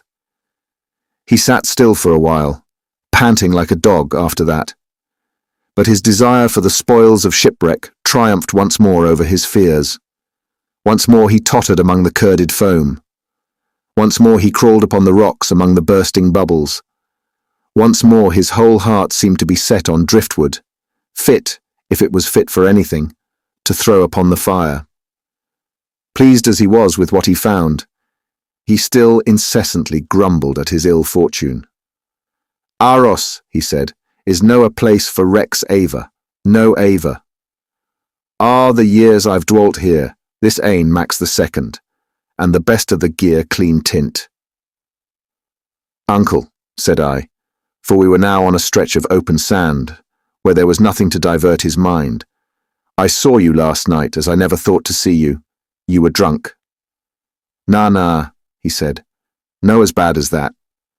I had been drinking, though, and to tell you the God's truth, it's a thing I canny mend. There's nae soberer man than me in my ordner, but when I hear the wind blaw in my lug, it's my belief that I gang gait." "You are a religious man," I replied, "and this is sin. Ow, he returned.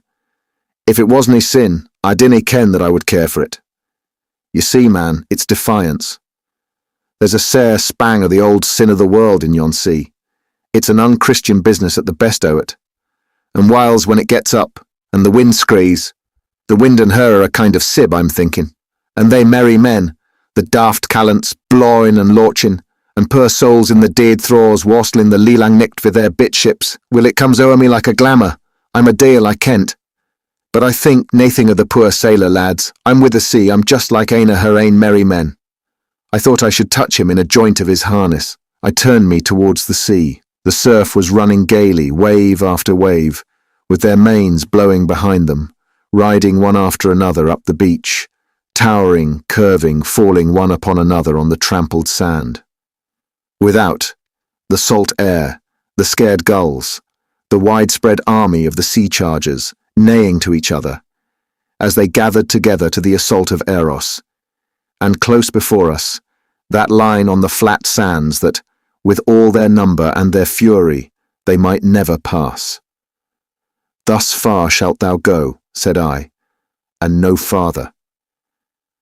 And then I quoted as solemnly as I was able a verse that I had often before fitted to the chorus of the breakers. But yet the Lord that is on high is more of might by far than noise of many waters is, as great sea billows are. Aye, said my kinsman, at the hinder end the Lord will triumph. I dinna misdupe that. But here on earth even silly menfolk dore him to his face.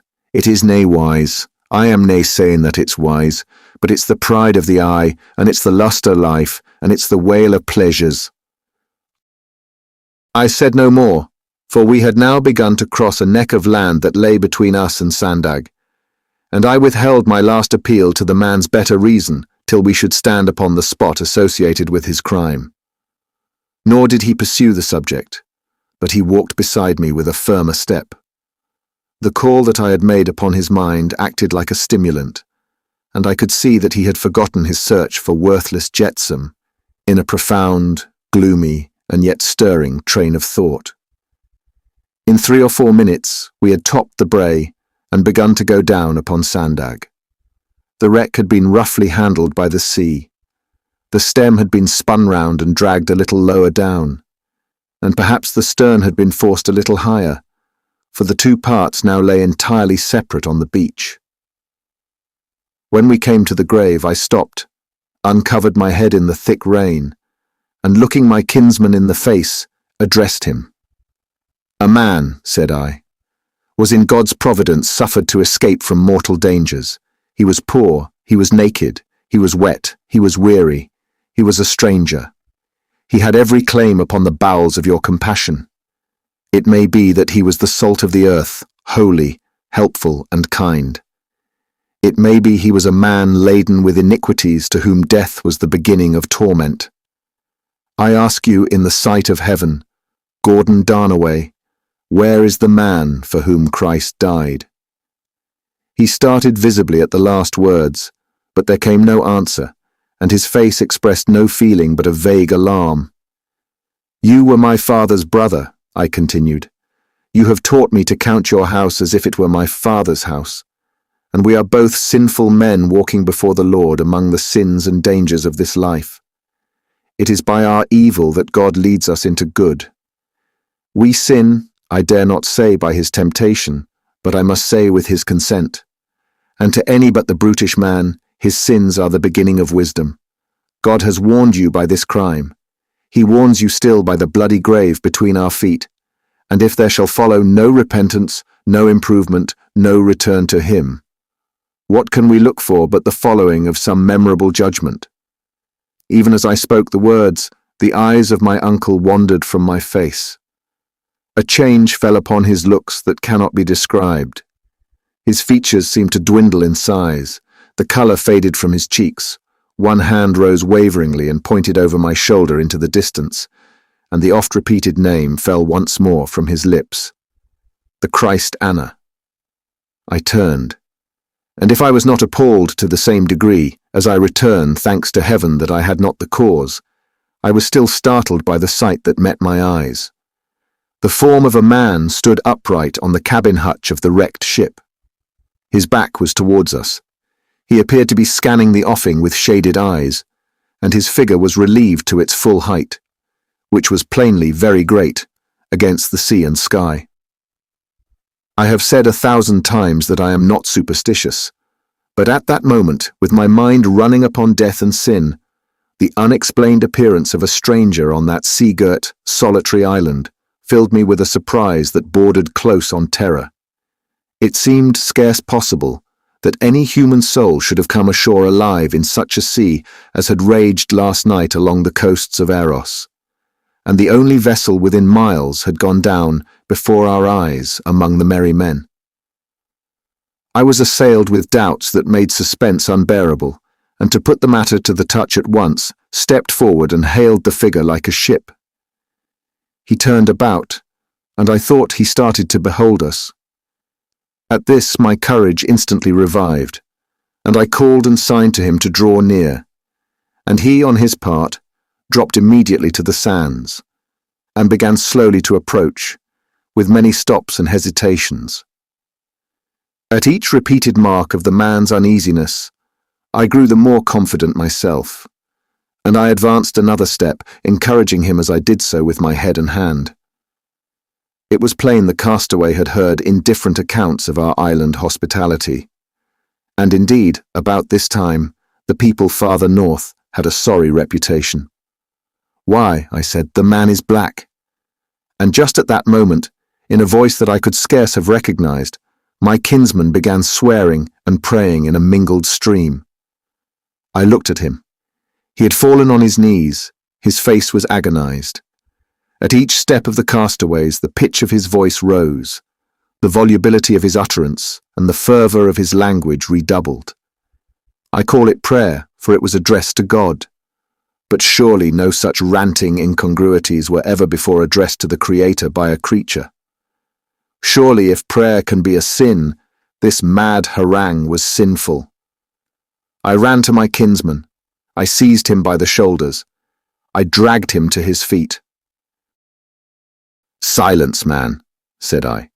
"Respect your God in words, if not in action. Here, on the very scene of your transgressions, he sends you an occasion of atonement. Forward and embrace it. Welcome like a father yon creature who comes trembling to your mercy."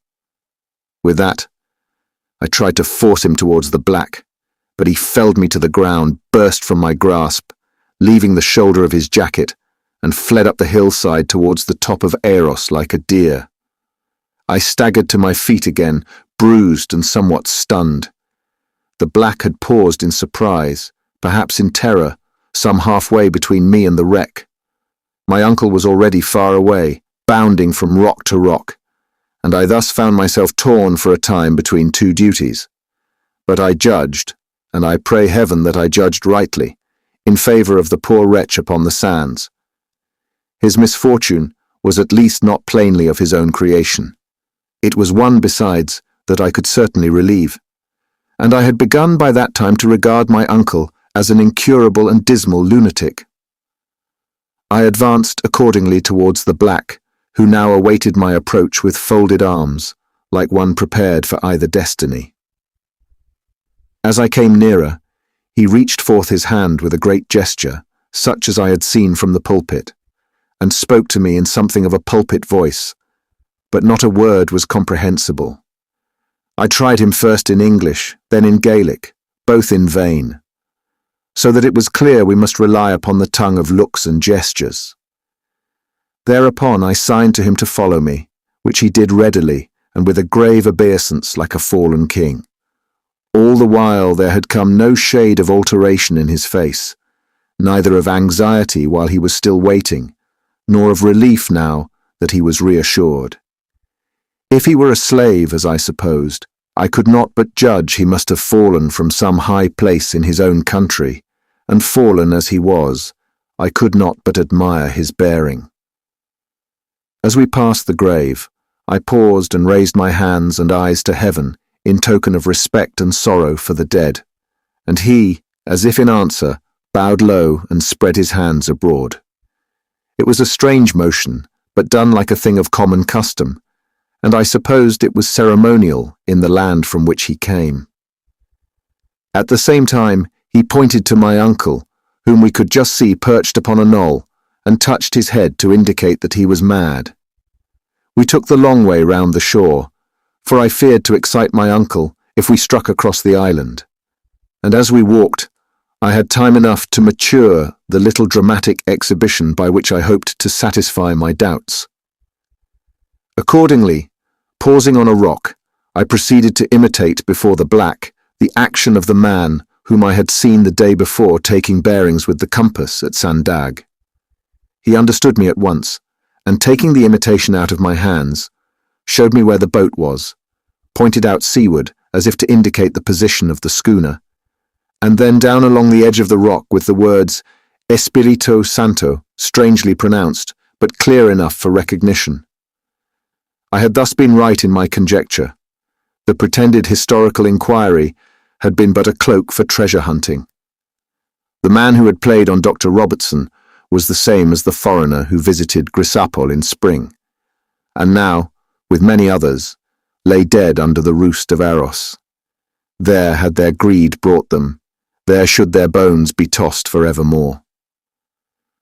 In the meantime, the black continued his imitation of the scene, now looking up skyward as though watching the approach of the storm, now in the character of a seaman, waving the rest to come aboard, now as an officer running along the rock and entering the boat, and anon bending over imaginary oars with the air of a hurried boatman, but all with the same solemnity of manner, so that I was never even moved to smile. Lastly, he indicated to me, by a pantomime not to be described in words, how he himself had gone up to examine the stranded wreck, and to his grief and indignation had been deserted by his comrades, and thereupon folded his arms once more, and stooped his head, like one accepting fate. The mystery of his presence being thus solved for me, I explained to him by means of a sketch the fate of the vessel and of all aboard her. He showed no surprise nor sorrow, and with a sudden lifting of his open hand, seemed to dismiss his former friends or masters, whichever they had been, into God's pleasure. Respect came upon me and grew stronger, the more I observed him. I saw he had a powerful mind and a sober and severe character, such as I loved to commune with, and before we reached the house of Eros, I had almost forgotten and wholly forgiven him his uncanny colour. To Mary, I told all that had passed without suppression, though I own my heart failed me, but I did wrong to doubt her sense of justice. "You did the right," she said. "God's will be done." And she set out meat for us at once. As soon as I was satisfied, I bade Rory keep an eye upon the castaway, who was still eating, and set forth again myself to find my uncle. I had not gone far before I saw him sitting in the same place, upon the very topmost knoll, and seemingly in the same attitude as when I had last observed him. From that point, as I have said, the most of Eros and the neighbouring Ross would be spread below him like a map, and it was plain that he kept a bright lookout in all directions, for my head had scarcely risen above the summit of the first ascent before he had leaped to his feet and turned as if to face me. I hailed him at once, as well as I was able, in the same tones and words as I had often used before, when I had come to summon him to dinner. He made not so much as a movement in reply. I passed on a little farther, and again tried parley, with the same result. But when I began a second time to advance, his insane fears blazed up again, and still in dead silence, but with incredible speed, he began to flee from before me along the rocky summit of the hill. An hour before he had been dead weary, and I had been comparatively active. But now his strength was recruited by the fervour of insanity, and it would have been vain for me to dream of pursuit. Nay, the very attempt, I thought, might have inflamed his terrors, and thus increased the miseries of our position, and I had nothing left but to turn homeward and make my sad report to Mary. She heard it, as she had heard the first, with a concerned composure, and bidding me lie down and take that rest of which I stood so much in need, set forth herself in quest of her misguided father. At that age, it would have been a strange thing that put me from either meat or sleep. I slept long and deep, and it was already long past noon before I awoke and came downstairs into the kitchen. Mary, Rory, and the black castaway were seated about the fire in silence, and I could see that Mary had been weeping. There was cause enough, as I soon learned, for tears. First she and then Rory had been forth to seek my uncle. Each in turn had found him perched upon the hilltop, and from each in turn he had silently and swiftly fled. Rory had tried to chase him, but in vain. Madness lent a new vigour to his bounds. He sprang from rock to rock over the wildest gullies. He scoured like the wind along the hilltops. He doubled and twisted like a hare before the dogs, and Rory at length gave in. And the last that he saw, my uncle was seated as before upon the crest of Eros. Even during the hottest excitement of the chase, even when the fleet-footed servant had come, for a moment, very near to capture him, the poor lunatic had uttered not a sound. He fled, and he was silent, like a beast, and this silence had terrified his pursuer. There was something heartbreaking in the situation. How to capture the madman, how to feed him in the meanwhile, and what to do with him when he was captured, were the three difficulties that we had to solve. "The black," said I, "is the cause of this attack. It may even be his presence in the house that keeps my uncle on the hill. We have done the fair thing. He has been fed and warmed under this roof. Now I propose that Rory put him across the bay in the Coble and take him through the Ross as far as Grisapple." In this proposal Mary heartily concurred, and bidding the black follow us, we all three descended to the pier. Certainly, heaven's will was declared against Gordon Darnaway. A thing had happened, never paralleled before in Aros. During the storm, the Coble had broken loose, and striking on the rough splinters of the pier, now lay in 4 feet of water, with one side stove in. 3 days of work at least would be required to make her float. But I was not to be beaten. I led the whole party round to where the gut was narrowest, swam to the other side, and called to the black to follow me. He signed, with the same clearness and quiet as before, that he knew not the art, and there was truth apparent in his signals. It would have occurred to none of us to doubt his truth. And that hope being over, we must all go back even as we came to the house of Aros, the black walking in our midst without embarrassment. All we could do that day was to make one more attempt to communicate with the unhappy madman. Again he was visible on his perch. Again he fled in silence. But food and a great cloak were at least left for his comfort. The rain, besides, had cleared away, and the night promised to be even warm. We might compose ourselves, we thought, until the morrow. Rest was the chief requisite, that we might be strengthened for unusual exertions, and as none cared to talk, we separated at an early hour. I lay long awake, planning a campaign for the morrow. I was to place the black on the side of Sandag, whence he should head my uncle towards the house. Rory in the west, I on the east, were to complete the cordon, as best we might. It seemed to me, the more I recalled the configuration of the island, that it should be possible, though hard, to force him down upon the low ground along Aros Bay, and once there, even with the strength of his madness, ultimate escape was hardly to be feared.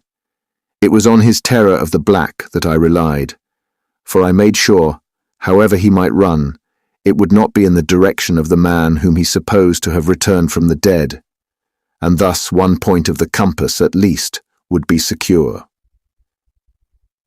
When at length I fell asleep, it was to be awakened shortly after by a dream of wrecks, black men, and submarine adventure, and I found myself so shaken and fevered that I arose, descended the stair, and stepped out before the house. Within, Rory and the black were asleep together in the kitchen.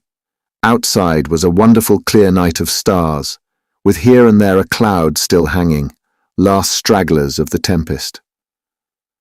It was near the top of the flood, and the merry men were roaring in the windless quiet of the night. Never, not even in the height of the tempest, had I heard their song with greater awe. Now, when the winds were gathered home, when the deep was dandling itself back into its summer slumber, and when the stars rained their gentle light over land and sea, the voice of these tide-breakers was still raised for havoc. They seemed indeed to be a part of the world's evil and the tragic side of life. Nor were their meaningless vociferations the only sounds that broke the silence of the night. For I could hear, now shrill and thrilling, and now almost drowned, the note of a human voice that accompanied the uproar of the roost.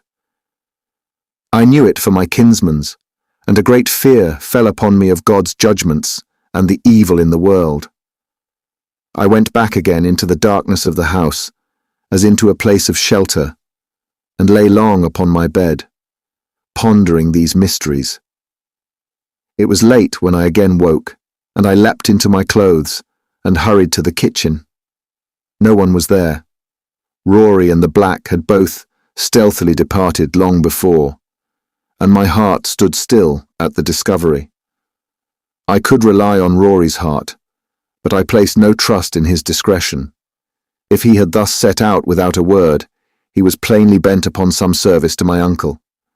But what service could he hope to render even alone? Far less in the company of the man in whom my uncle found his fears incarnated. Even if I were not already too late to prevent some deadly mischief, it was plain I must delay no longer. With the thought I was out of the house, and often as I have run on the rough sides of Eros, I never ran as I did that fatal morning. I do not believe I put 12 minutes to the whole ascent. My uncle was gone from his perch. The basket had indeed been torn open, and the meat scattered on the turf. But as we found afterwards, no mouthful had been tasted, and there was not another trace of human existence in that wide field of view. Day had already filled the clear heavens, the sun already lighted in a rosy bloom upon the crest of Ben Caio. But all below me the rude knolls of Eros and the shield of sea lay steeped in the clear darkling twilight of the dawn. "Rory!" I cried, and again, "Rory!" My voice died in the silence, but there came no answer back. If there were indeed an enterprise afoot to catch my uncle, it was plainly not in fleetness of foot, but in dexterity of stalking, that the hunters placed their trust. I ran on farther, keeping the higher spurs, and looking right and left, nor did I pause again till I was on the mount above Sandag. I could see the wreck, the uncovered belt of sand, the waves idly beating, the long ledge of rocks, and on either hand the tumbled knolls, boulders and gullies of the island. But still no human thing. At a stride the sunshine fell on Eros, and the shadows and colours leapt into being. Not half a moment later, below me to the west, sheep began to scatter as in a panic. There came a cry. I saw my uncle running.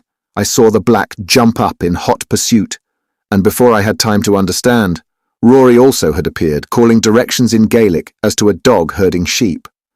I took to my heels to interfere, and perhaps I had done better to have waited where I was, for I was the means of cutting off the madman's last escape.